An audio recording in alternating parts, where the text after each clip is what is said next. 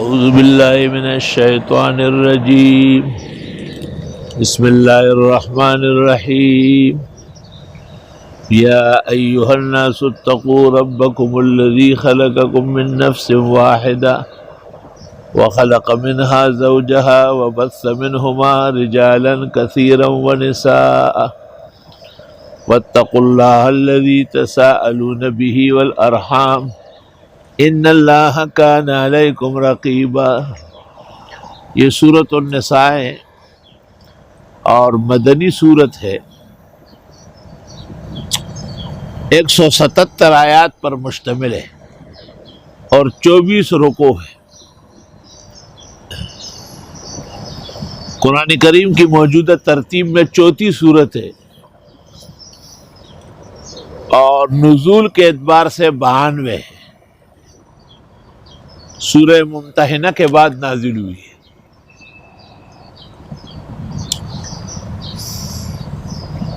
اس سورت میں فاتحہ کے اندر جو انعام یافتگان کا تذکرہ ہوا تھا، صراط الذین انعمت علیہم، یہ ان منعومین اور انعام یافتگان لوگوں کے بیان میں ہے، جیسے کہ اس سے پہلے سورۃ آل عمران ضالین کی تفصیل میں تھی، رد مسیحیت اور قبائح و مسیحیت میں، اور اس سے پہلے بقرہ تقریباً مغضوبین کی مذمت میں اور تقبیح میں تھی۔ قرآن کریم کی کچھ ترتیب اس طرح بھی ہے۔ بعض روایات میں ہے کہ بعض بیویوں نے کہا تھا کہ ہمارا ذکر نہیں ہو رہا ہے، تو اس سے پہلے ایک آیت بھی آئی من ذکر او انثی آل عمران کے اخیر میں، اور ساتھ ہی سورۃ النساء مستقل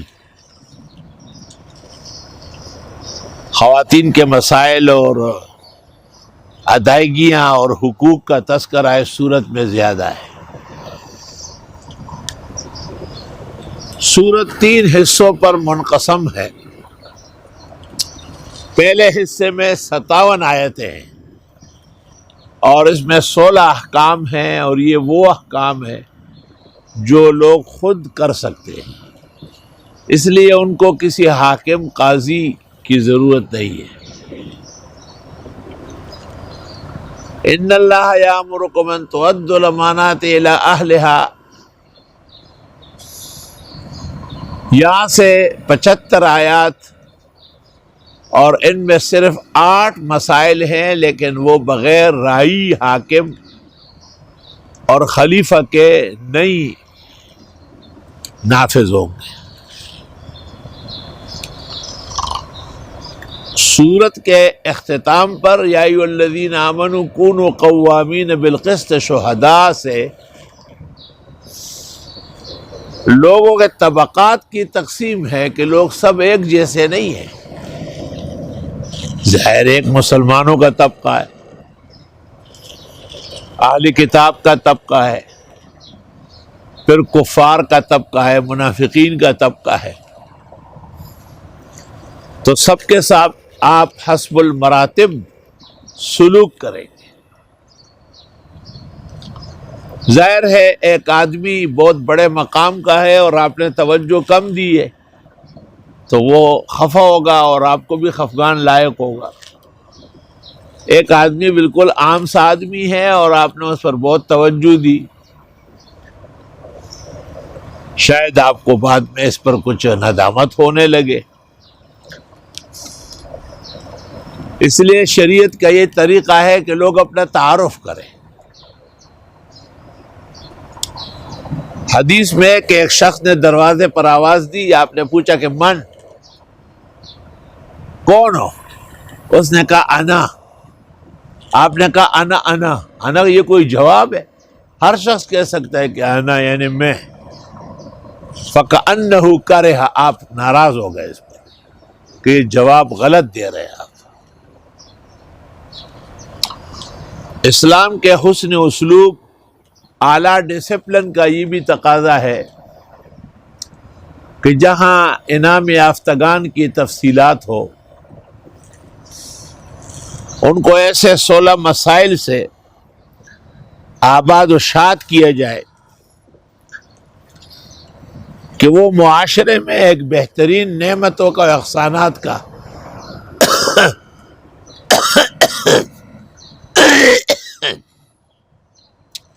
کردار ادا کر سکے۔ وہاں وہ اس کوشش میں بھی رہے کہ ان کے بڑے پیمانے پر دینداری اور دنیاداری دونوں کے لیے ایک خلیفہ عدل ہو، ایک حاکم کا تقرر ہو، ایک امیر جماعت ہو، اور اس کی نگرانی اور قیادت میں سب لوگ چل رہے ہوں۔ ید اللہ علی الجماع۔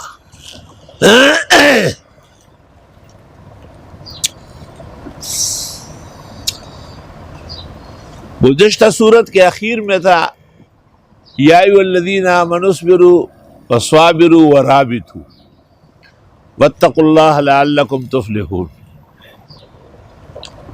اے ایمان والو، صبر کرو اور صبر کی تلقین کرو، اور اپنے اندر رباط پیدا کرو، جس کا مطلب ہے کہ جڑ جاؤ، اللہ سے ڈرو اور کامیاب ہو۔ یہاں ایک کلام کی ضرورت ہے اور اس کو ذرا توجہ سے سن لیں، وہ یہ کہ رباط کا تذکرہ 2 جگہ آیا ہے۔ ایک تو یہ کہ ایک نماز کے بعد دوسری نماز کا انتظار ہو، فذالکم الرباط، اور دوسرا یہ کہ وَأَعِدُّوا لَهُم مَّا اسْتَطَعْتُم مِّن قُوَّةٍ وَمِن رِّبَاطِ الْخَيْلِ، جنگی گھوڑے و اعلیٰ ہتھیار مہیا کرنا، یہ بھی رباط ہے۔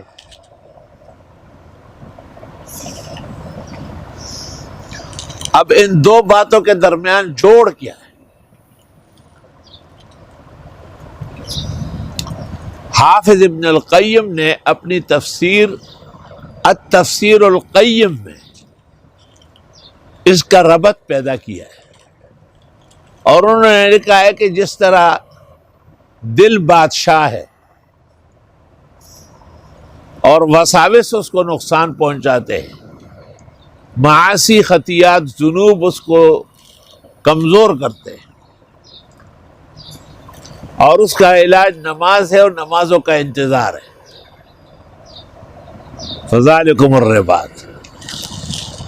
جس طرح ایک ملک کی سلطنت، ایک ملک کا دارالخلافہ اور بادشاہت کے تحفظ کے لیے سرحدات کی حفاظت ضروری ہے، اس لیے جنگی تیاری کو بھی رباط کہا اور انتظار صلاۃ کو بھی رباط کہا۔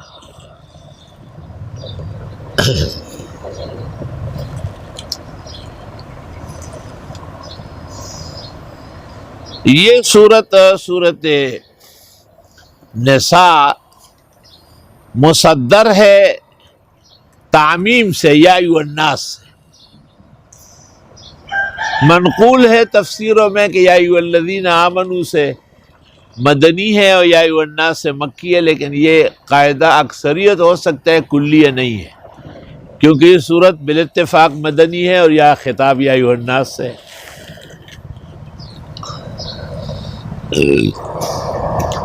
جناب نبی کریم صلی اللہ علیہ وسلم اس کی ابتدائی آیات نکاح کے موقع پر خطبے میں بھی پڑھتے تھے،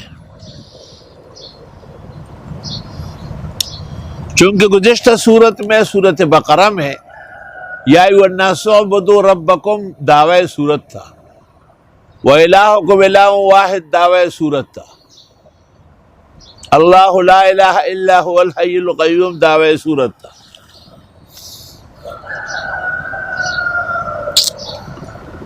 اور للہ ما فی السماوات و ما فی الارض آخر رکوع دعوی سورت تفصیل۔ آل عمران کے اندر یہ انتہائی تکرار کے ساتھ ذکر ہوا اور متعدد مقامات پر دعوی سورت آ گیا۔ ان اللہ سمیع علیم، ان ربی لسمیع الدعاء ومکروا ومکر اللہ واللہ خیر الماکرین الی آخر السورہ۔ خدا کی وحدت، فردت، عبادت مخلصہ کا تذکار آل عمران کے اندر بکثرت ہوا ہے۔ چنانچہ اس صورت کو آغاز سے اسی دعوے پر مشتمل کیا ہے، یا ایھا الناس اتقوا ربکم، اے لوگو رب سے ڈرو، یعنی اللہ کا تقوی اختیار کرو، اللہ تعالیٰ کو ناراض مت کرو، اس کی رضا و خوشنودی کے اسباب اپناؤ۔ الذی خلقکم من نفس واحدہ، اللہ وہ ہے جس نے پیدا کیا تم کو ایک ہی جان سے، حضرت آدم سے، وخلق منہا زوجہا، اور پیدا کیا اس میں سے اس کی بیوی کو۔ کہتے ہیں کہ آدم علیہ السلام یستوحش، روح المعانی میں ہے، تو آپ سو رہے تھے، بائیں کروٹ پر ہوئے تو ایک خاتون جدا ہوئی۔ چونکہ یہ تکوینیات ہے اور اس میں تفصیلات علماء نے پسند نہیں کیے۔ حدیث میں ہے کہ انہا خلقت من ضلع الایسر، خاتون جو ہے بائیں پسلی سے پیدا ہے۔ وَبَثَّ مِنْهُمَا رِجَالًا كَثِيرًا وَنِسَاءً، اور پھیلا دیا ان دونوں سے مرد بتیرے اور عورتیں بھی۔ وَاتَّقُوا اللَّهَ الَّذِي تَسَاءَلُونَ بِهِ وَالْأَرْحَامَ، ڈرو اس اللہ سے جس سے تم مانگتے ہو، اور خاص کر رشتے و ناتوں کا بھی خیال رکھو۔ ان اللہ کان علیکم رقیبا، بے شک اللہ تم پر نگہبان ہے۔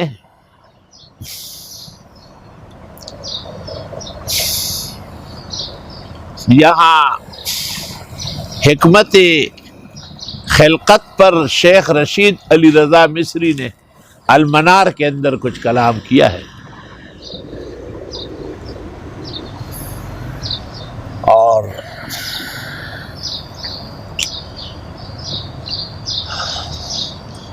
معاشرے کے وہ کمزور افراد جیسے یتیم ہیں، بیوائیں ہیں، ان کی تفصیل بھی اس صورت میں ہے۔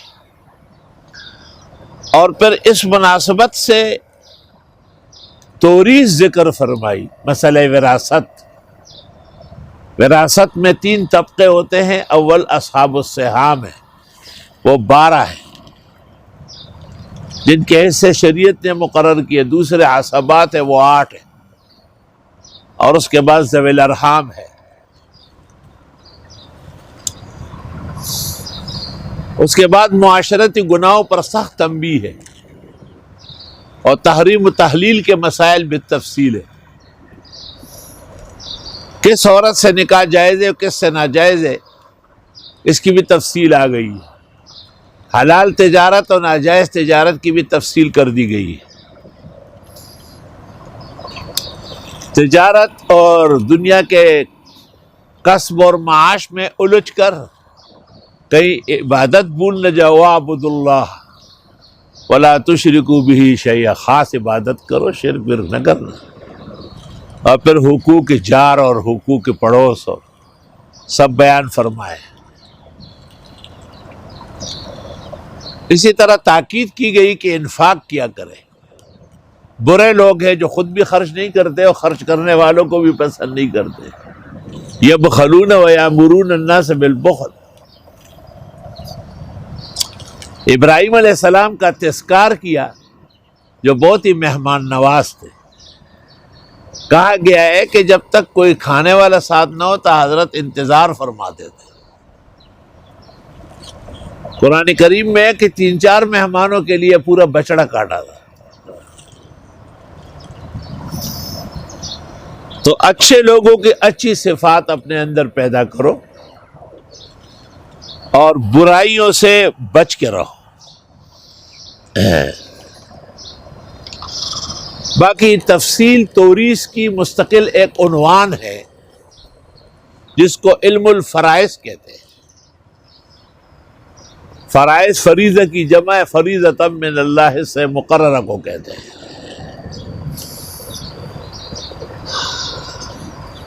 للرجال نصیب مما ترک الوالدان والاقربون، مردوں کا حصہ ہے جو چھوڑ مرے ان کے ماں باپ اور رشتہ دار.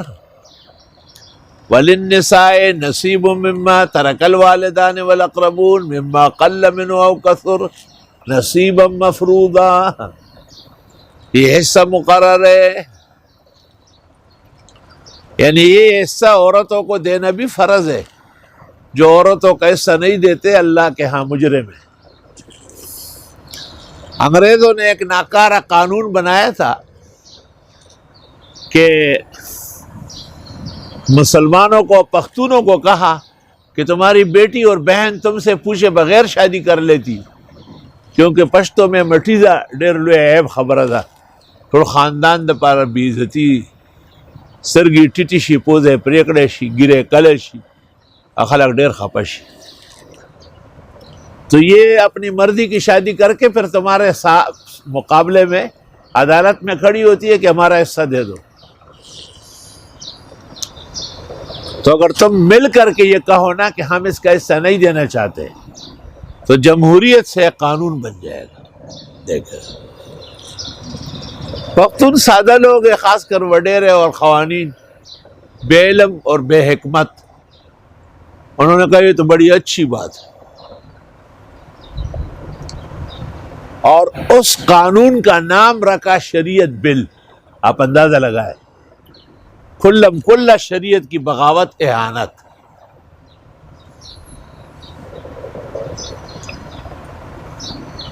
چنانچہ اس شریعت بل کو پھر مختلف مواقع پر مشتہر کیا جا رہا تھا کہ سب لوگوں کے علم میں ہو کہ اس کے خلاف نہ کریں. یہ وہ زمانہ تھا کہ استاد اکبر میرے شیخ اور علم اور فضل اور احترام اور تقدس کے پیکر حضرت اقدس مولانا لطف اللہ صاحب دارالعلوم دیوبند میں حضرت اقدس امام الازہر مولانا انور شاہ کے دور حدیث میں ہر کتاب میں اول آ کر واپس آ گئے تھے. یہ دستور تھا انگریزوں کا کہ نئے مولوی کو پکڑ دیتے. نئے مولوی میں دو تین باتیں ہوتی. ایک تو ناتجربہ کار ہوتا ہے، جسے پہلے فتوی دے دیا گھروں میں جمعہ پڑھے. اب فتویٰ آ گیا کہ نہیں بابا، جب جمعہ کے شرائط موجود نہ ہو تو گھروں پہ کوئی جمعہ پڑھتا ہے. 1400 سال اسلامی تاریخ سے آپ اتنے غافل ہیں، اور نام کتنا بڑا رکھا ہے. سوینی میں پکندو کی ناراضی. دوسری بات یہ ہوتی ہے کہ وہ محتاج ہوتا ہے، اس کو تلاش ہوتی ہے کہ کوئی ذریعہ معاش ہو. اور تیسری بات یہ ہوتی ہے کہ وہ وجاہت پیدا کرتا ہے، شہرت. چنانچہ ایسا ہے کہ اجلاس ہوا، غالباً زیارت کاکا سے میں ہوا، اور اس علاقے کے جو سب سے معتبر ہستی تھی میر جان جانان، اس کو شیخ جانان بھی کہتے تھے، وہ اس کے صدر الصدور تھے. پیر صاحبان اور سلسلوں کے لوگ یہ تو ویسے بھی حکومت نواز ہوتے ہیں، پیر دیول اور پیر جنڈا اور فلان ڈانگا اور بانگا. مولانا لطف اللہ صاحب کو مدعو کیا گیا کیونکہ آپ کا بھی زیارت کاکا صاحب سے کچھ تعلق تھا، اور ویسے بھی مشہور گھرانہ تھا. آپ نے اس وقت جو تقریر کی ہے وہ عجیب و غریب تقریر تھی. آپ نے خواتین کے حقوق اور حصوں پر آیات پڑھی اور فرمایا کہ عورتوں کا حصہ دینا قرآن کا حکم ہے کہ یہ فرض ہے، اور جو اس کے خلاف کرے گا وہ گناہگار ہوگا. اور جن کو یہ پتہ ہو کہ قرآن میں یہ موجود ہے اور پھر بھی انہوں نے دستخط کیے یا اس بل پر رضامندی کیے، وہ سب کے سب جو ہے نا دوبارہ نکاح اور ایمان کا تجدید کر لیں. چنانچہ وہ بزرگ جو تھے پیر صاحب میر جانان یا شیخ جانان وہ اٹھے اور انہوں نے کہا میں نے علماء بہت دیکھے، ایسا غیرتی نر بہادر جری میں نے نہیں دیکھا، تم لوگ گواہ رہو کہ میں نے اپنی لڑکی اس کے نکاح میں دی ہے۔ مولانا لطف اللہ سے کہا کہ کہو آپ، میں نے کوئی قبول ہے۔ یوں حضرت مولانا ہدایت اللہ کی والدہ حضرت کبھی کبھی ہنستے تھے، فرماتے تھے میں منہ پر تقریر خزی گٹلی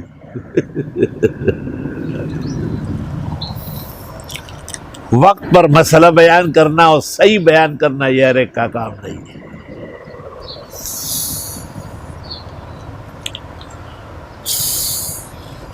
تو توریث کے مسئلے کے بعد بھی بعض مہمات ایسے تھے جیسے گناہ کر لے مرد اور عورت، یا گناہ کر لے دو مرد آپس میں، ان کی سزا کا بھی کچھ تذکرہ ہوا ہے، اور آگے نکاح اور نکاح کے آداب کا تذکرہ ہے، تجارات کے تذکرے ہیں کہ تم ایک دوسرے کی راضی اور خوشی سے آپس میں لین دین کیا کرو۔ جب یہ تقریباً 16 مسائل مکمل ہو گئے تو آیت نمبر 58 سے ان اللہ یامرکم ان تؤدوا الامانات الی اہلہا، بے شک اللہ تعالیٰ تمہیں حکم دیتا ہے کہ امانتیں اپنے اہل کو ادا کرو۔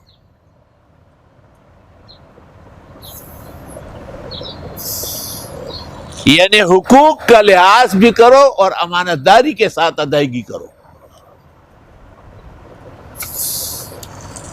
اس ترجمے اور تفسیر کو واضح کرنے کے لیے مجھے قدر تفصیل کرنی ہے۔ مثلا پیغمبر مرسل جب بیمار ہو گئے اور اندازہ ہوا کہ شاید ارتحال آخرت قریب ہے، تو آپ کا چچا موجود تھا عباس، آپ نے کہا العم سنو الاب، چچا تو باپ کی طرح ہوتا ہے۔ آپ کا داماد اور آپ کا سپہ سالار علی موجود تھا، لیکن جب نماز کا مسئلہ پیش آیا تو آپ نے کہا مرو ابا بکر فلیؤم بالناس، ابو بکر کو کہو نماز پڑھا لے۔ دیکھا ان اللہ یامرکم ان تؤدوا الامانات الی اہلہا۔ اور جب پیغمبر کے وصال پر مہاجرین و انصار میں بمقتضائے بشریت تھوڑی سی لے دے پیدا ہوئی تو حضرت عمر نے ان سے دریافت کیا کہ یہ جو ابو بکر کو امامت کے لیے آگے کیا ہے، اس کا کوئی خلاف ہے؟ انہوں نے کہا نہیں۔ کہا اس کے ہوتے ہوئے خلیفہ کیسے بنے گا؟ سب متفق ہو گئے۔ علی موجود نہیں تھے، فاطمہ بھی بہت بیمار تھی، وہ بعد میں آئے اور انہوں نے بخاری شریف میں ہے تقریر کی اور حضرت ابوبکر کے فضائل بیان کیے۔ حضرت ابوبکر ان کے گھر گئے تھے۔ الحمدللہ بیعت کبھی متقدم ہوتی ہے کبھی متاخر ہوتی ہے، آخر کار عاقبت الامر بیعت مکمل ہو چکی ہے۔ ابوبکر صدیق رضی اللہ تعالیٰ عنہ کا جب ارتحال کا وقت آیا تو صحابہ نے درخواست کی کہ آپ کسی کو مقرر کریں۔ آپ نے حضرت عمر رضی اللہ تعالیٰ عنہ کا تقرر کیا۔ الملل والنحل میں بھی ہے، تفسیر ابن کثیر سورۃ شعراء کے آخری آیت کی تفسیر میں ہے کہ ایک شخص آیا اور اس نے ابوبکر کو کہا یہ کس کو آپ نے ہمارے اوپر مسلط کیا، کیونکہ عمر تو اشدہم فی امر اللہ ہے۔ آپ نے کہا لو سئلت عنہ یوم القیامہ لأقولن ولیت بعدی خیر الرجال، اگر یہ سوال مجھ سے میدان حشر میں ہوا میں کہوں گا میں نے اپنے بعد سب سے بہترین انسان کو خلیفہ منتخب کیا ہے۔ ان اللہ یامرکم ان تؤدوا الامانات الی اہلہا۔ اسی طرح حضرت عثمان، حضرت علی، حضرت حسن مجتبیٰ، شام کے مسلمانوں کے ہاں معاویہ، یہ سب کے سب امانات اور دیانات کی ادائیگی کے ساتھ تقررات ہوئی ہے۔ اس لیے اللہ نے اس میں خیر ڈالی.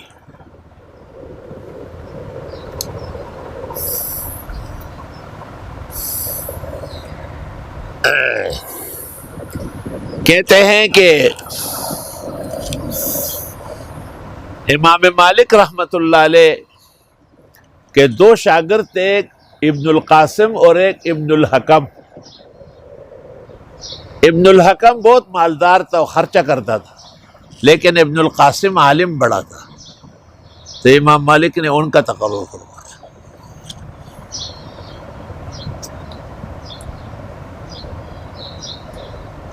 امام شافعی رحمت اللہ علیہ گھر سے قدر غریب تھے، خرچے ورچے بہت زیادہ تھے، تو ان کا ایک شاگرد تھا جو حضرت پر بہت خرچ کرتا تھا. لیکن جب امام شافعی کے ارتحال کا وقت آیا تو انہوں نے اسماعیل ابن ابراہیم مزنی کا انتخاب کیا، خال الطحاوی، لأنه كان أعلم وأفقه. إن الله يأمركم أن تؤدوا الأمانات إلى أهلها.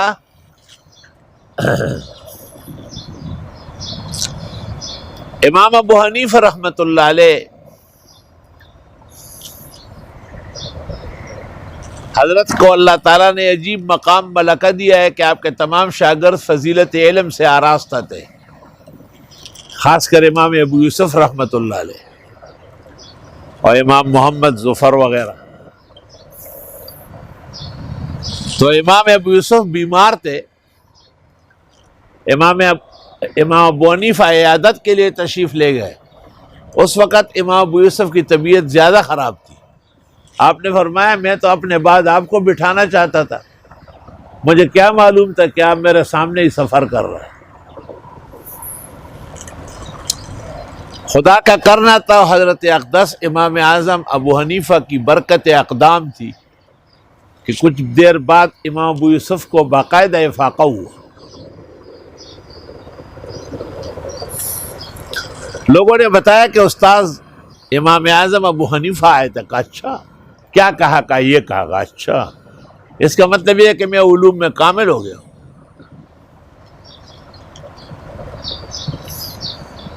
کچھ دن جب گزر گئے، حضرت اقدس امام اعظم ابو حنیفہ پوچھتے تھے کہ مال یعقوب، کیا ہو گیا ابو یوسف کو؟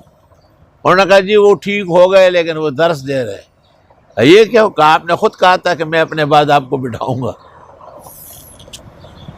آپ نے کہا یہ تو بہت آسان کام ہے.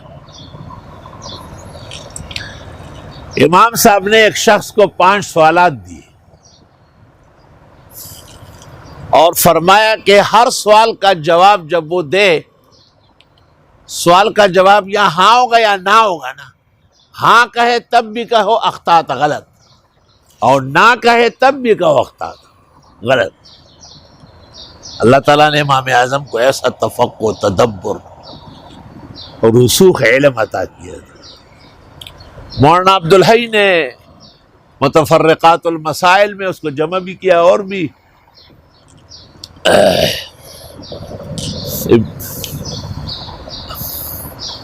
بزرگان دین نے. مثلاً ایک سوال انہوں نے یہ کیا آ کر امام ابو یوسف کے درس میں کہ بما تفتح الصلاۃ، نماز کیسے شروع ہوتی ہے؟ انہوں نے کہا بالتحریمہ، یعنی اللہ اکبر سے. آپ نے کہا اخطأت. پھر سوچا کہ وہ ہاتھ اٹھانا ہے اور وہ سنت ہے، تو اس شخص نے پھر کہا کہ اخطأت، غلط. پھر اس شخص نے سوال کیا کہ ہانڈیاں پک رہی تھی، اوپر سے کوا گر گیا، حلال ہے یا حرام ہے؟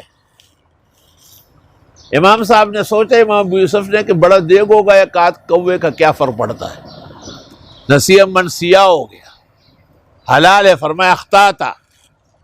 پھر سوچا کہ چھوٹی ہانڈیاں ہوگی اور کوہ تو نجس العین ہے، ہل دونوں میں واجب القتل ہے.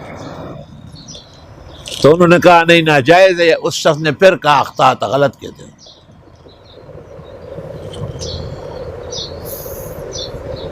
تیسرا مسئلہ یہ پوچھا کہ دھوبی کے پاس کپڑے دھلنے گئے تھے،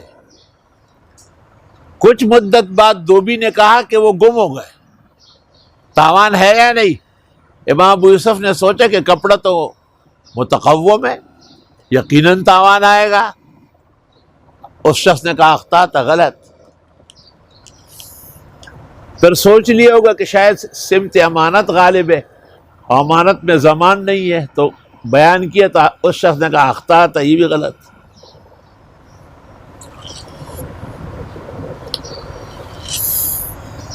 اسی طرح ایک خاتون ہے، کنیز ہے، اور وہ خود یہودیہ ہے، لیکن وہ حاملہ ہے مسلمان سے کیونکہ اس کی مملوکہ ہے، اور وہ مر گئی ہے اور پیٹ میں بچہ ہے، کہاں دفن ہوگی؟ اس نے اعتبار کیا اہل کتاب کا یہود کے ہاں، فرمایا اخطأت، غلط۔ کہا اچھا بچے کا اعتبار ہوگا، لہذا مسلمان قبرستان میں کہا اخطأت، غلط۔ اس طرح 4-5 سوالات، اور ہر جواب پر اس شخص نے کہا کہ آپ غلط کہہ رہے ہیں، تو اٹھ کے روانہ ہو گئے، کہتے استاد محترم امام اعظم سے پوچھتے ہیں۔ امام صاحب کی خدمت میں جب آئے، آپ نے کہا ما جاء بک الا مسألۃ الغراب، ایک کوے کا جواب تو دے نہیں سکتا ہے اور درس دے رہے ہیں۔ اللہ اللہ۔ فرمایا جی اس کی تفصیل کرو گے؟ کہا بالکل۔ تو میں نے کہا سنت سے نماز شروع ہوتی ہے، تو یہ کہتے ہیں غلط ہے۔ میں نے کہا فرض سے، تو اس نے کہا غلط ہے۔ امام صاحب نے کہا بکلیہما، دونوں سے۔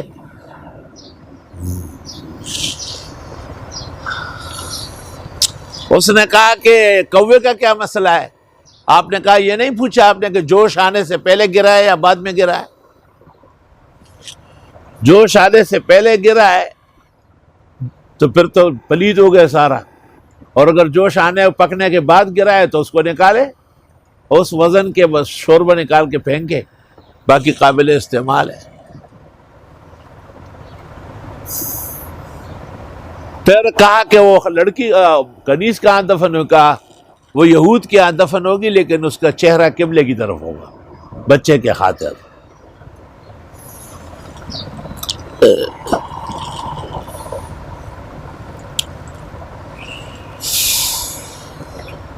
اللہ اکبر۔ تو ان اللہ یامرکم ان تؤدوا الامانات الی اہلہا، اللہ حکم دیتا ہے کہ امانتیں اہل کے حوالے کرو۔ شیخ الہند، شیخ العالم حضرت اقدس مولانا محمود حسن صاحب دیوبندی اعلی اللہ مقامہ، جب آزادی ہند کے لیے ہندوستان چھوڑنے کا ارادہ کیا تو آپ کے بڑے شاگرد تھے، حکیم الامت مولانا اشرف علی آپ کے شاگرد ہے، شیخ الاسلام حضرت مدنی آپ کے شاگرد و خادم خاص ہے، لیکن آپ نے درس دیوبند کے لیے، احادیث کے لیے امام الاثر مولانا انور شاہ کا انتخاب کیا، اور دنیا نے دیکھا کہ انور شاہ کا انتخاب کتنا موزون تھا۔ آپ نے سمرقند اور ترمذ اور بخارا کے درسگاہوں کی یاد تازی کی۔ دیکھیے سید سلیمان کی کتاب یاد رفتگان،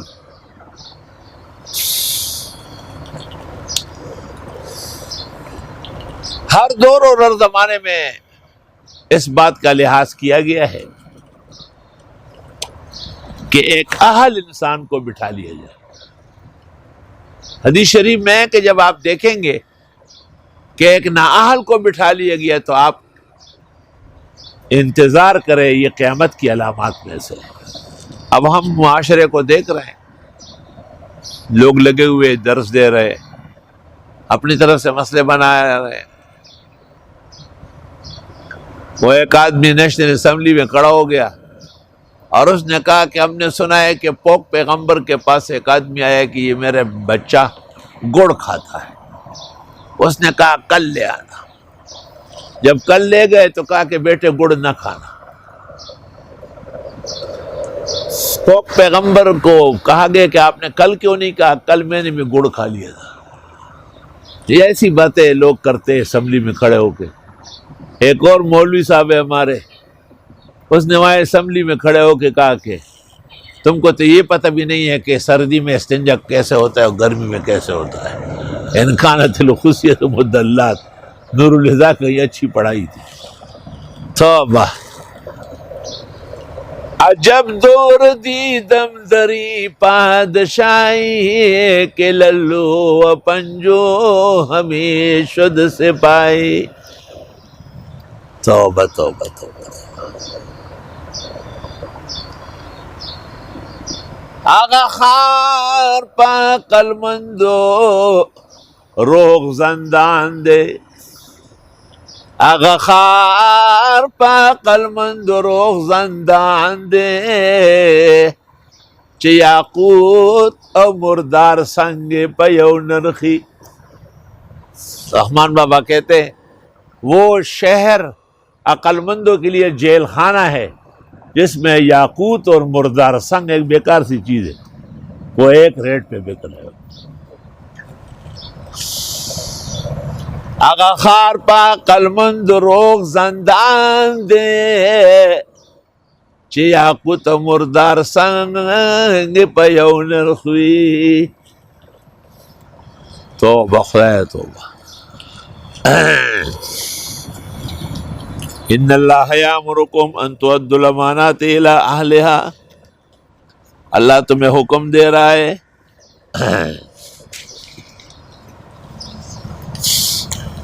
کہ تم امانتیں صحیح طرح ادا کرو۔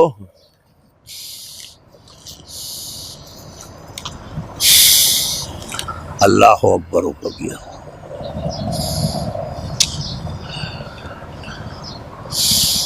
وَإِذَا حَكَمْتُمْ بَيْنَ النَّاسِ أَن تَحْكُمُوا بِالْعَدْلِ، اور جب حاکم بن جاؤ لوگوں کے درمیان فیصلے کرو انصاف سے۔ ان اللہ نعم ما یعظکم بہ، بے شک اللہ بہترین نصیحتیں کرتے ہیں تم کو۔ ان اللہ کان سمیعا بصیرا، بے شک اللہ سننے اور دیکھنے والے ہیں۔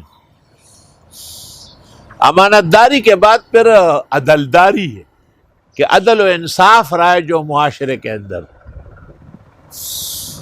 کیونکہ انسان کو اگر اختیار مل جائے، اقتدار مل جائے، اور وہ طرفداری کر رہا ہو اور وہ اچھے اور برے کا فرق کرتا ہو، اور وہ شخص جو ہے نا اپنے اور پرائے کو علیحدہ ترازو میں تولتا ہو، تو انصاف ذبح ہو جائے گا۔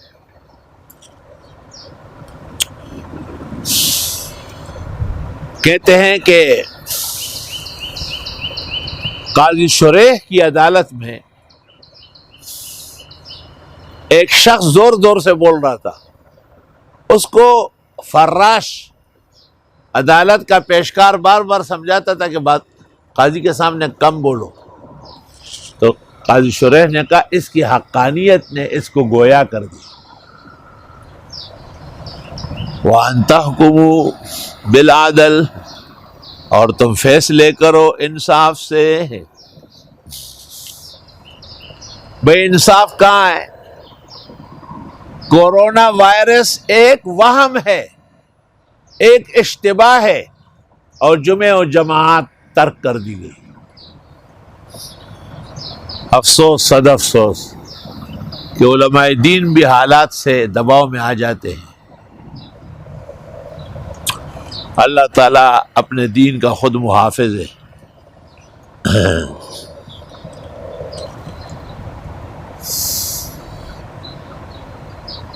وَإِذَا حَكَمْتُمْ بَيْنَ النَّاسِ أَن تَحْكُمُوا بِالْعَدْلِ۔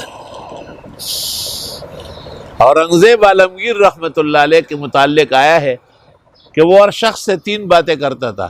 یہاں کا بادشاہ کٹر مسلمان ہے، یہاں اسلامی نظام نافذ ہے، اس کے خلاف نہیں ہوگا۔ تیسرا کیا تھا؟ تیسرا کیا تھا؟ ہاں؟ 3 باتیں ہر شخص سے کرتا تھا کہ دیکھو ہندوستان میں اسلامی نظام ہے، بادشاہ خود مسلمان ہے، یہاں اسلام کے خلاف کچھ نہیں ہو سکتا۔ پھر اس شخص سے پوچھتے تھے بتاؤ میں نے کیا کہا ہے، جب اس کو یاد ہو جاتا کہ آگے بات کرو۔ آگے بات کرو.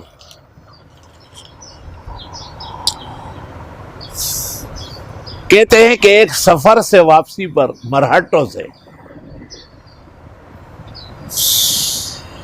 مرہٹے بڑے جنگجو اور بڑے ناکارہ اور بہت ہی باغی اور سرکش مزاج کے لوگ تھے، تو بادشاہ خود ان کے سرکوبی کے لیے گیا تھا. سرکوبی ان کی اور وہ سب رعایت ہو گئے اور انہوں نے پاسداری کا عہد کر لیا. بادشاہ بما لشکر کے وہ روانہ ہو گیا. شہر کے باہر ایک مسجد تھی اور اس میں عصر کی جماعت کھڑی ہو رہی تھی. بادشاہ سلامت نے اپنے افسران سے کہا کہ جماعت تیار ہے، چلو اکثر کا تو وضو ہے، جن کا نہیں ہے وہ کر لے.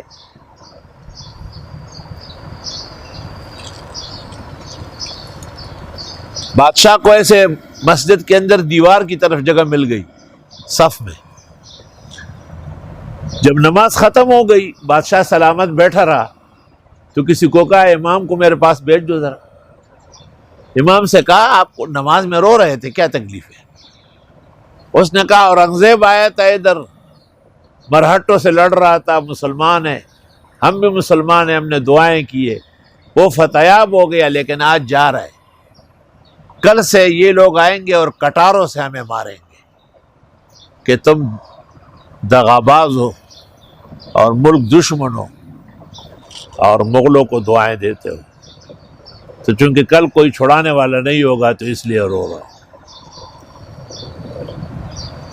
اورنگزیب نے کچھ دیر تو سوچا، اس کے بعد کسی کو کہا کہ وزیر اعظم کو بلاؤ اور وزیر دفاع کو بلاؤ اور دونوں سے کہا کہ فوج واپس کرو، ہم مرہٹے میں رہیں گے. 24 سال مرہٹے ادھر و خلا پر رہا ایک امام کے رونے پر. وَإِذَا حَكَمْتُمْ بَيْنَ النَّاسِ أَن تَحْكُمُوا بِالْعَدْلِ. فرمایا واہ، اورنگزیب بادشاہ مسلمین ہے، امامان پر بزرگ کی جاڑی دئی بولے جاڑی دو خلق دی جاڑی دئی بنے جاڑی. آج دیکھو کہ مسجد میں ایک عورت جوتوں سمیت چڑھتی ہے اور امام کو پکڑنے کی کوشش کرتی ہے، کیونکہ اس کا یہ خیال تھا کہ یہ بڑے انعام و اکرام کی بات ہے. اس کمزور عقل والی کو یہ پتہ نہیں چلا کہ امام کا کتنا بڑا مقام ہے اور مسجد کا احترام کتنا فرض ہے. تو آنکھ جو کچھ دیکھتی ہے لب پہ آ سکتا نہیں، محو حیرت ہو کہ دنیا کیا سے کیا ہو جائے گی. اللہ اللہ. اور اس تکبر عارض، اس عروج عارضی پر یہ غرور، دیکھ مر جاتی ہے چونٹی پر نکل آنے کے بعد. زندگی بھر میں ملا مجھ کو سکون 2 مرتبہ، اس پہ دل آنے سے پہلے اس پہ مر جانے کے بعد. اور اس عروج عارضی پر یہ تکبر یہ غرور، دیکھ مر جاتی ہے چونٹی پر نکل آنے کے بعد. افسوس صد افسوس. وَإِذَا حَكَمْتُمْ أَن تَحْكُمُوا بِالْعَدْلِ وَإِذَا حَكَمْتُمْ بَيْنَ النَّاسِ أَن تَحْكُمُوا بِالْعَدْلِ إِنَّ اللَّهَ نِعِمَّا يَعِظُكُمْ بِهِ إِنَّ اللَّهَ كَانَ سَمِيعًا بَصِيرًا. يَا أَيُّهَا الَّذِينَ آمَنُوا أَطِيعُوا اللَّهَ وَأَطِيعُوا الرَّسُولَ وَأُولِي الْأَمْرِ مِنكُمْ. اے ایمان والو اطاعت کرو اللہ کی اور اطاعت کرو رسول اللہ صلی اللہ علیہ وسلم کی اور ان کی جن کا حکم چلتا ہو تم میں. اولو الامر آگے چل کر قرآن کے اندر تفسیر ہے. وَإِذَا جَاءَهُمْ أَمْرٌ مِّنَ الْأَمْنِ أَوِ الْخَوْفِ أَذَاعُوا بِهِ وَلَوْ رَدُّوهُ إِلَى الرَّسُولِ وَإِلَى أُولِي الْأَمْرِ مِنْهُمْ لَعَلِمَهُ الَّذِينَ يَسْتَنبِطُونَهُ کہ وہ علماء جن کا علم استنباط و استخراج کے درجے کا ہو. قرآن کی تفسیر اور ابن جریر نے جو اپنی تفاسیر نقل کی اس کا خلاصہ یہ ہے کہ اہل فقہ ہی اس کے مراد ہے. فقی واحد اشد علی الشیطان من الف عابد. آپ جب خوش ہوتے دعا دیتے اللہم فقہ فی الدین وعلمہ الکتاب. خدایا عبداللہ ابن عباس کو دین کی فقہ قرآن کی سمجھ عطا فرما. عبداللہ ابن عمر کہتے میں سنتا تھا کہ عبداللہ ابن عباس زیادہ جانتے ہیں. ایک دن میں نے پوچھا وَلَمْ يَرَ الَّذِينَ كَفَرُوا أَنَّ السَّمَاوَاتِ وَالْأَرْضَ كَانَتَا رَتْقًا فَفَتَقْنَاهُمَا. ما تفسیر هذه الآیہ؟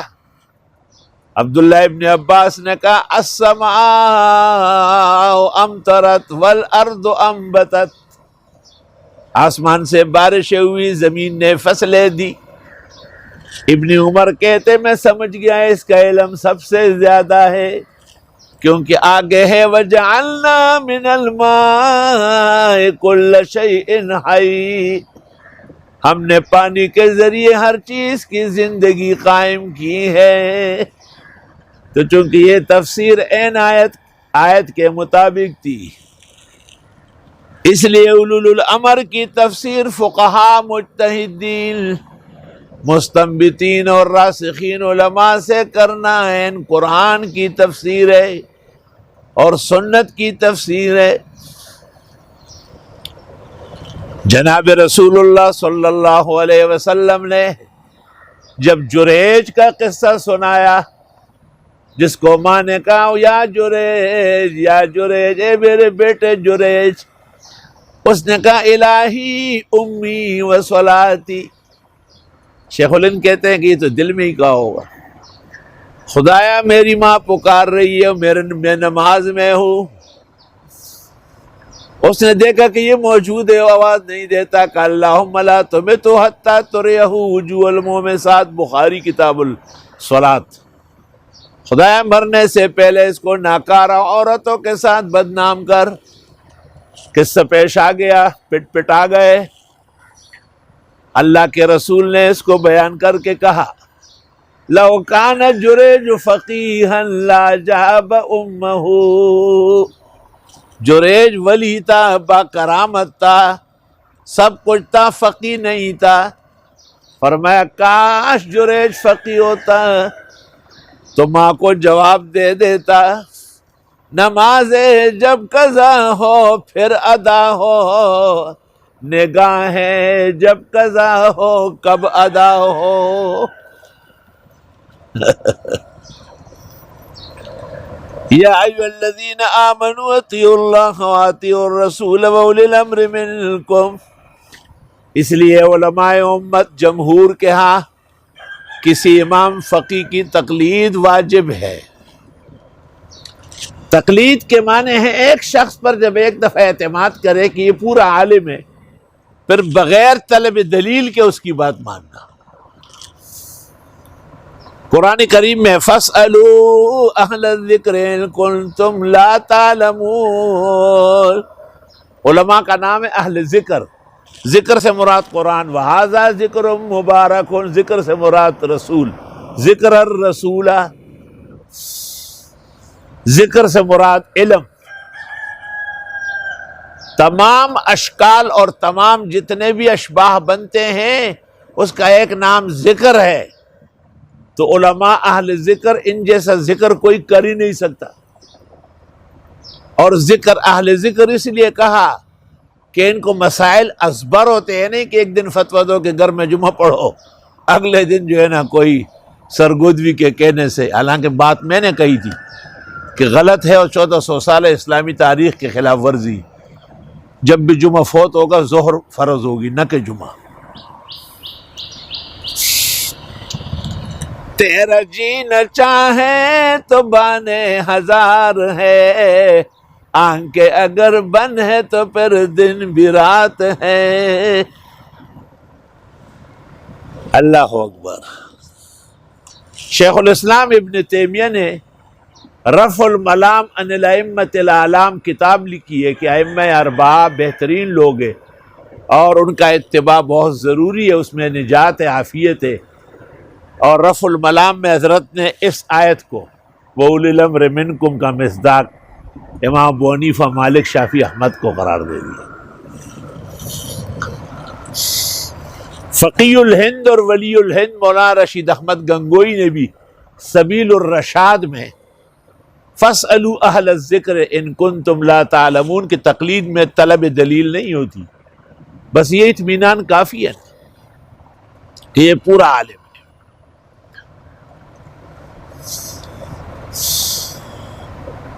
بخاری شریف میں ہے کہ ایک سفر میں ایک مسئلہ پیش آیا، سعد ابن ابی وقاص نے عبداللہ ابن عمر کو سمجھایا،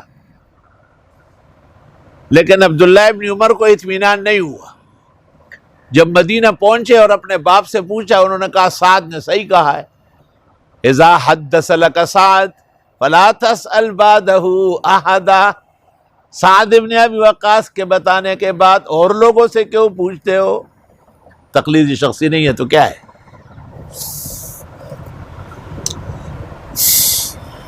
ابو موسیٰ اشعری رضی اللہ تعالیٰ عنہ سے بخاری شریف فرائض میں ایک مسئلہ وراثت کا پوچھا گیا، انہوں نے جواب دیا، وہ بڑے شان سے دیا، اور خود ہی کہا کہ جاؤ عبداللہ ابن مسعود سے پوچھو، فَسَيُتَابِعُنِي انشاءاللہ، وہ بھی یہی کہیں گے جو میں کہتا ہوں۔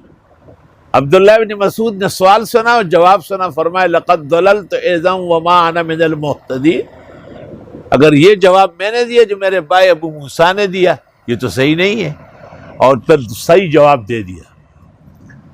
جب صحیح جواب دے دیا تو ابو موسیٰ اشعری کیا کہتے ہیں سنیے بخاری میں، یا ایھا الناس لا تسألونی ما دام الحبر فیکم، اے لوگوں مجھ سے نہ پوچھو جب تک علم کا یہ سمندر موجود ہے۔ یا ایھا الناس لا تسألونی ما دام الحبر فیکم، تقلید شخصی نہیں ہے تو اور کیا ہے؟ مزید تفصیل کے لیے ابن نجیم کی کتاب فتح الغفار، قاری محمد طیب محتمم دارالعلوم دیوبند کی تقلید اور اجتہاد، استاذ حضرت الشیخ مرشد سرفراز خان کی کتاب القول المفید فی اثبات التقلید، جس نے تمام مانعین و منکرین و منحرفین کے سر قلم کیے، والحمدللہ علی ھذا۔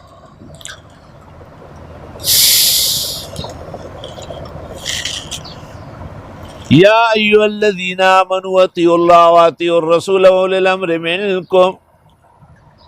دیکھو عجیب بات ہے کہ اللہ اور رسول کا تو اطاعت ہے، اور اولو الامر کے ساتھ اطاعت کا لفظ نہیں آیا، تو علماء نے احتیاطاً اس کو تقلید کے دیا۔ تقلید، غیر مقلد کہتے ہیں کہ تقلید قلادہ سے ہے، اور قلادہ اس پٹے کو کہتے ہیں جو کتے کے گلے میں ڈالا جاتا ہے۔ تو اصل بات یہ ہے کہ تقلید کا معنی جب یہ کتے کے گلے میں ہو تو یہ پٹا کہلاتا ہے، اور جب انسان کے گلے میں ہو تو عزت کا ہار کہلاتا ہے۔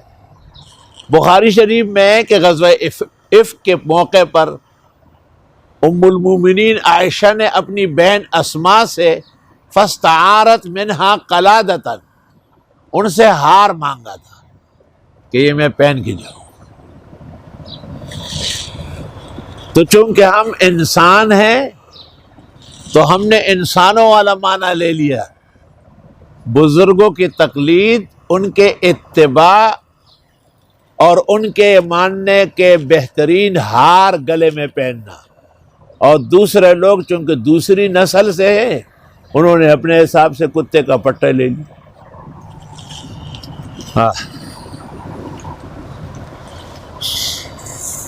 وہ کلمیاں حجام جہاں موڑتا تھا اوروں کا سر، آج اسی کوچے میں خود اس کی حجامت ہو گئی.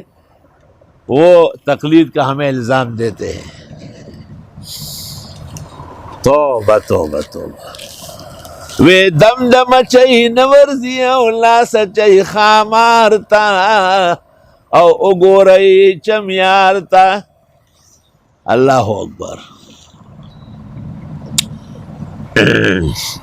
اس کے بعد مسئلہ توحید مدلل مفصل ہے،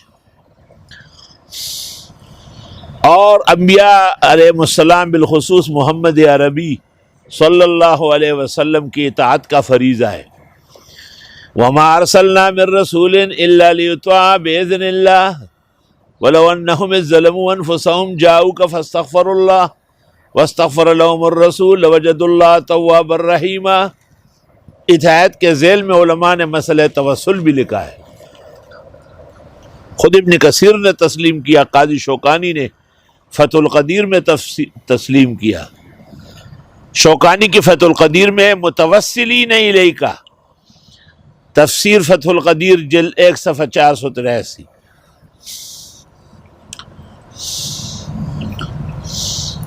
روح المعانی میں بھی لکھا ہوا ہے، جز 5 صفحہ 83. حافظ ابن کثیر نے تو بعد الوفات توسل کا بھی ذکر کیا. دیکھیے مختصر تفسیر ابن کثیر جلد 1 صفحہ 410.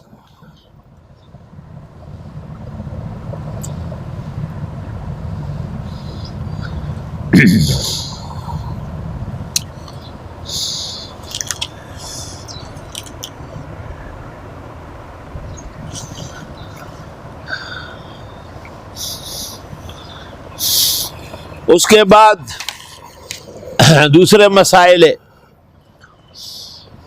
جیسے میدان جنگ ہے اور اس میں امامت کی بھی ضرورت ہے، نماز ہو رہی ہے، مجاہدین ایک ہی امام کے پیچھے پڑھنے پر رضامند ہے، تو آدھے ادھر کھڑے ہو جائے، آدھے جہاد میں کھڑے ہو جائے میدان میں، یہ آدھی نماز پڑھ کر چلے جائے، وہ آدھی نماز میں شریک ہو جائے. معلوم ہوا کہ جب نماز میں اور جہاد میں آپس میں تصادم ہو تو نماز کو ٹکڑے ٹکڑے کر دیا جائے گا، لیکن چھوڑا نہیں جائے گا. چھوڑا نہیں جائے گا. یہ کسی کو نہیں کہا جائے کہ آپ مسجد نہ آئے، نماز نہ پڑھے. بکواس.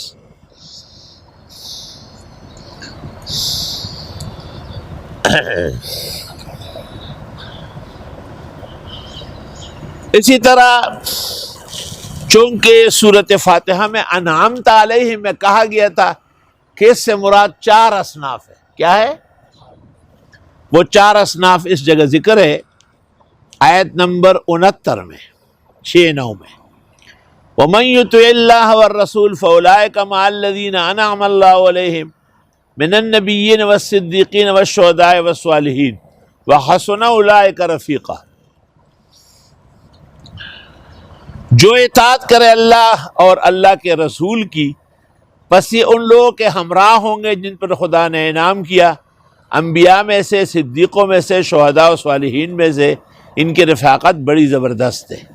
ذالک الفضل من اللہ وکفی باللہ علیما. یہاں ایک تفصیل کرنی ہے، وہ یہ کہ مرزائی قادیانی کہتے ہیں کہ جس طرح صدیق بن سکتا ہے آدمی، ایک آدمی سچ بولتا ہے حدیث میں اللہ کے یہاں صدیق کہلاتا ہے، اس طرح شہید و صالح بن سکتا ہے تو نبی بھی بن سکتا ہے. ان کو ایک کتاب کی عبارت سے دھوکہ ہوا نہیں ہے، دھوکہ کھایا ہے اور دھوکہ دینا چاہا ہے، اور وہ کتاب ہے الذریعہ الی مکارم الشریعہ ابو نعیم اصفہانی کی، جس کی مفردات فی القرآن ہے. چنانچہ ہمارے قریبی زمانے میں قادیانی، مرزائی اور رافضیوں کے خلاف سربکف مجاہد و مناظر آیت من آیات اللہ مولانا منظور احمد صاحب چنوٹی نور اللہ مرقدہ نے ان تمام عناصر کو جہاں سے نکلے ہیں وہاں لٹایا تھا.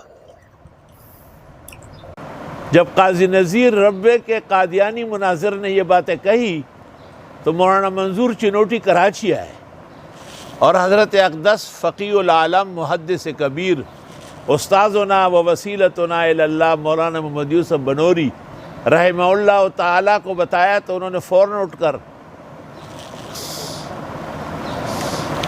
اور امام راغب اصفہان، توبہ ابو نے غلط کہا، امام راغب اصفہانی کی کتاب الذریعہ الی مکارم الشریعہ پیش کر دی، اور اس میں تو اس طرح نہیں ہے جیسے انہوں نے کہا ہے۔ چنانچہ اس کتاب کو ایک بہت بڑے شان و مینار کے ساتھ اٹھا لیا گیا اور مرزائیوں کے ربوے میں چکر دے دیا گیا، اور جھوٹے نبی کی امت جھوٹی، جھوٹے نبی کی امت جھوٹی، اور تمام مرزائی مناظرین نے دم دبائے، پختو کے وہی لکئی کو نہ کیوں منڈے۔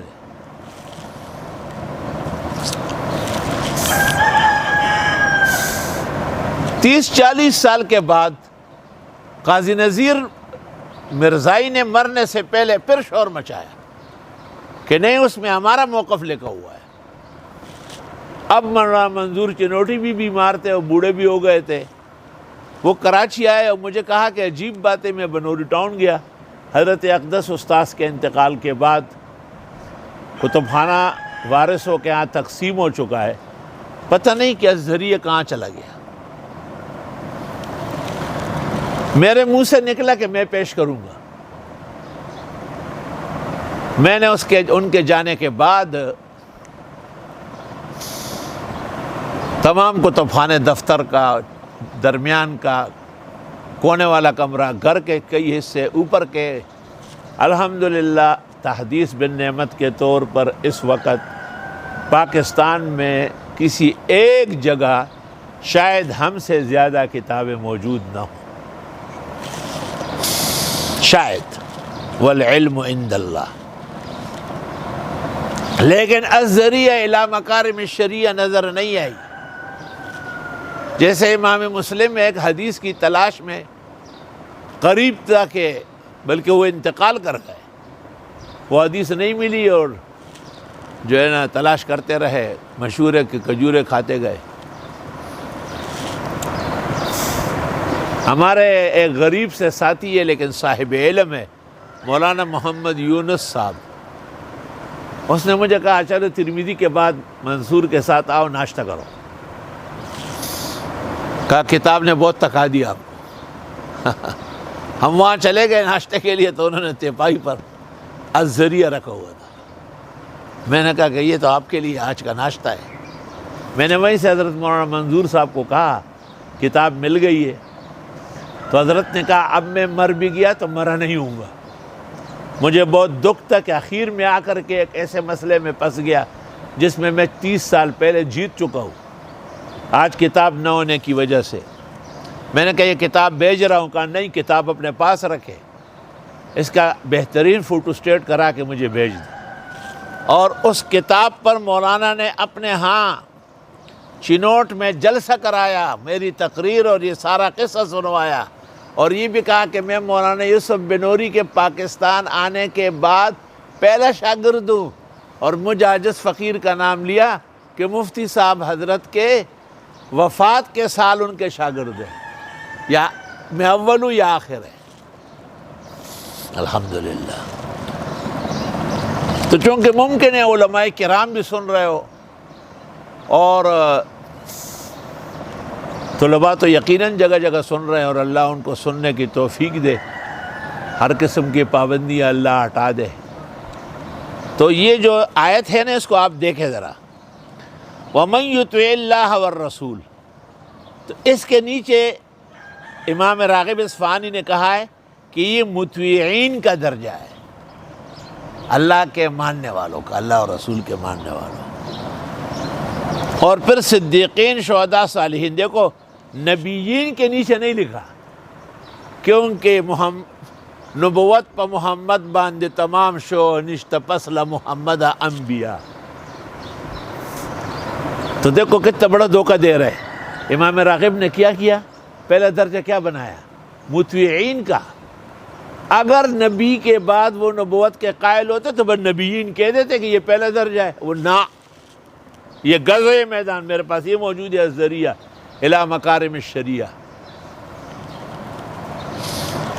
جس کسی کے پاس بھی یہ کتاب ہو بہت اچھا، نہ ہو تو میں اپنے عزیزم جنید کو اجازت دے دوں گا کہ اس کتاب کو عام کر دے، کیونکہ یہ مرزائیوں کے گھونسلے کو تس نس کرنے والی کتاب ہے۔ یہ بات بھی یاد رہے کہ اہل باطل کے پاس کبھی بھی علم یا دلیل نہیں ہوتی، مغالطہ ہوتا ہے۔ علم کی مثال کیا ہے؟ جو نماز نہ پڑھے اس نے کفر کے برابر گناہ کیا، یہ تو حدیث ہے۔ اور مغالطہ کیا ہے؟ اللہ غفور الرحیم ہے، اس کو نماز کی کیا ضرورت ہے؟ اللہ غفور الرحیم ہے، یہ مغالطہ دے رہا ہے نا۔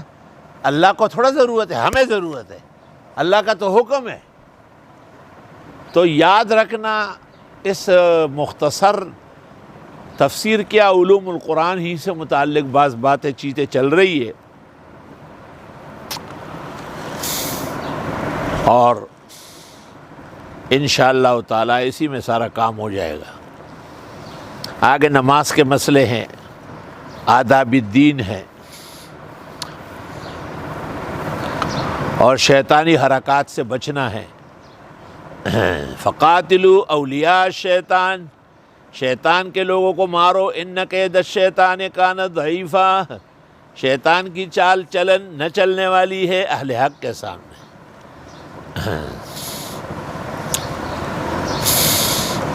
اور یہ تقریباً 75 آیات میں 8 مسائل ہے جن میں حاکم کی ضرورت پیش آ رہی ہے۔ کل میں بھی ترتیب بھی سنا دوں گا انشاءاللہ خلاصے میں۔ سفارش کا مسئلہ ہے،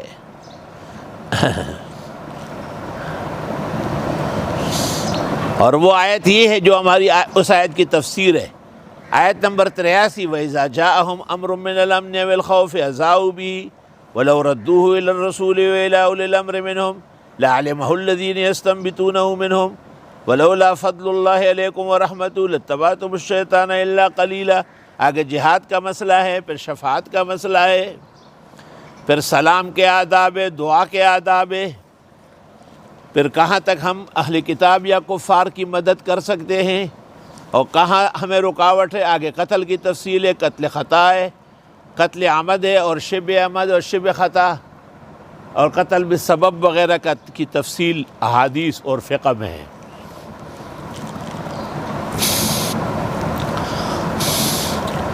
اور اس کے بعد لوگوں کی تفصیلات ہے، مومن مسلم کا تذکرہ ہے، اہل کتاب کا تذکرہ ہے، مشرکین و کفار کا تذکرہ ہے۔ ظاہر ہے لوگوں کو پہچاننا ضروری ہے۔ بھائی کوئی بات کہی گئی تو بس اس کو آپ خفا ہو گئے کہ بھئی افغانیوں کو ایسا کہہ دیا، اور دن رات جو ہم کہتے ہیں کہ قرون اولیٰ کے جہاد کو زندہ کرنے والی قوم دنیا کی غیرتی قوم، ایمان و جہاد والے افغانی ہے، وہ ہم نہیں سنتے ہم سے۔ بس ذرا سی بات سے برسوں کے یارانے گئے، پھر بھی اتنا تو ہوا کچھ لوگ پہچانے گئے۔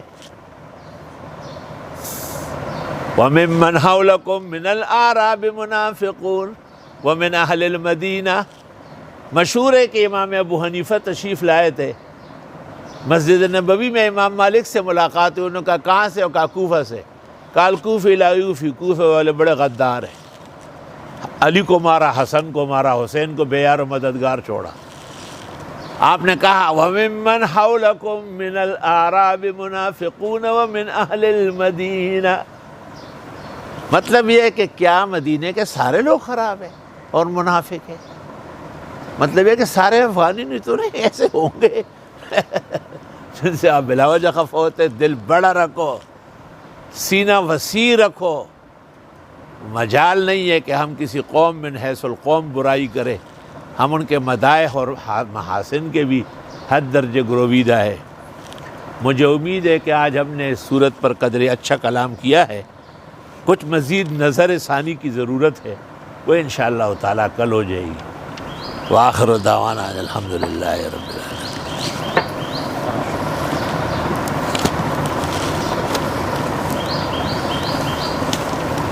الحمدللہ رب العالمین، نستغفرک اللہم ونسألک السلام والعافیہ، اللہم احفظنا واحفظ الاسلام والمسلمین، اللہم احفظنا من الاوبیہ والآفات والآہات والمصائب والشدائد والمحن والفتن ما ظہر منہا وما بطن۔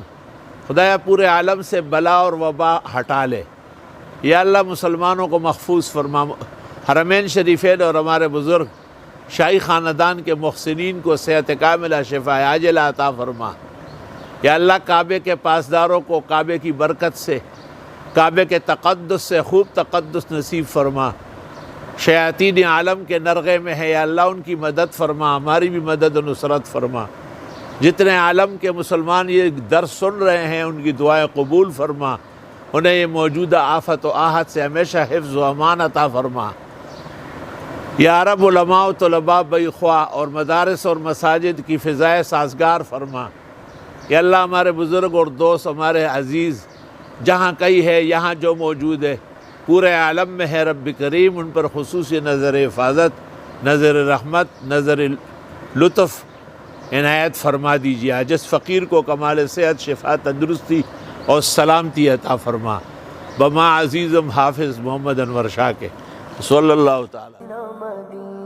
ہرا گنبد جو دیکھو گے زمانہ بھول جاؤ گے، اگر طیبہ کو جاؤ گے تو آنا بھول جاؤ گے۔ ہرا گنبد جو دیکھو گے زمانہ بھول جاؤ گے، اگر طیبہ کو جاؤ گے تو آنا بھول جاؤ گے۔ نہ تیرا زیادہ چاند تاروں اپنی رنگت پر، نہ تیرا زیادہ چاند تاروں اپنی رنگت پر، میرے آقا کو دیکھو گے چمکنا بھول جاؤ گے۔